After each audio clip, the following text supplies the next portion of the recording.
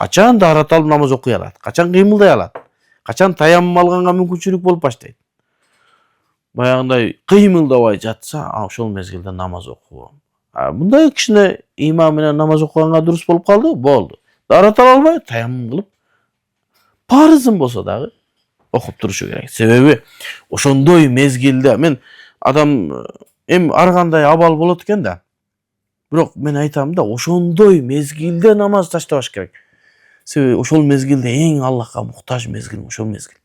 Ооруп аткан мезгилиң, нарака берака кетип калуу коркунучу болуп турган мезгилде эптеп кайра ошол намазга баш уруп калыш керек. Эптеп кыймылдап Кудайдын кулдугун кылып калыш керек.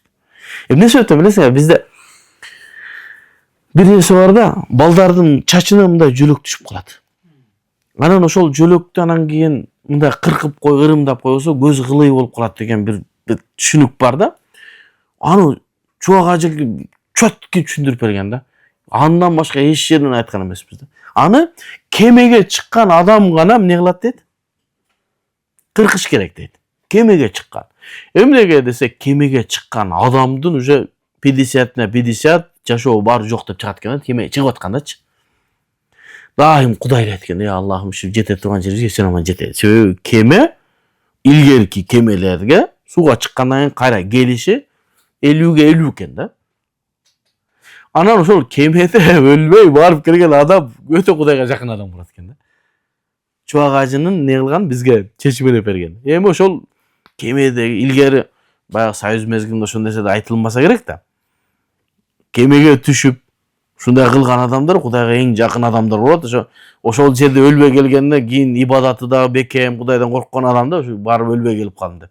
Ошолор кичине ырымдап бисмилла деп неме кылып койсо жакшы болуп калат деген түшүнүк менен ошондой кылдырган болсо, ширк болбойт деп ойлойм, Аллаху алам.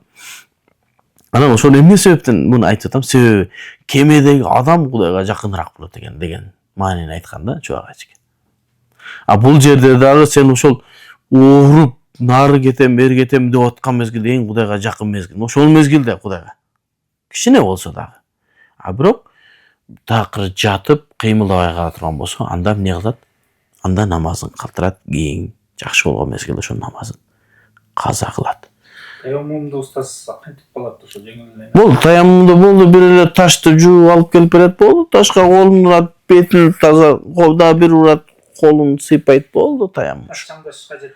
Таптаза жууган операция болгон адамга чаңдап келсең, микроб ит болбойт. Жууп, тазалап, сонун кылып мынча 4-5 мрамордап келсе болду, сонун болот.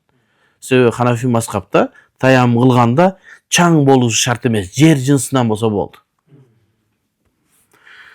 Аллах таалам өзү кечирген болсун, кээде ушундай абалдар болуп калат экен. Оору, бул Кудайым сактасын, эч бир инсан, эч бир мусулман, эч бир адам оорубасын да. Бул оору жаман экен. Адамды сынай турган мезгил. Ковидте мен дагы катуу оорудум да. Ошол ковидте мен мүмкүн 2 күн намаз окуй албай калдым. 2 күн.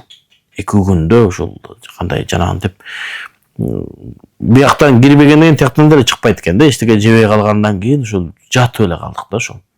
Жатып эле бир аз көзүм ачам ошол немеде терезе военный госпиталда жаттым мен Ошто. Терезеден ошол ак сурп тартып коюптур. Күн ысык мезгил, жайдын мезгили, бүт нерсе жабылган.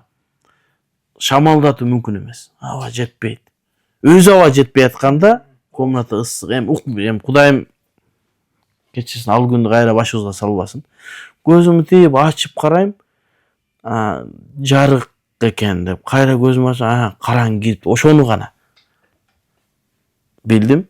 Ошол мезгилде мен дагы 2 күн бекен намаз окуй албай калдым. Ошондой абалдар болуп калат экен. Кудай таалам оору суркоодан сактаган болсун.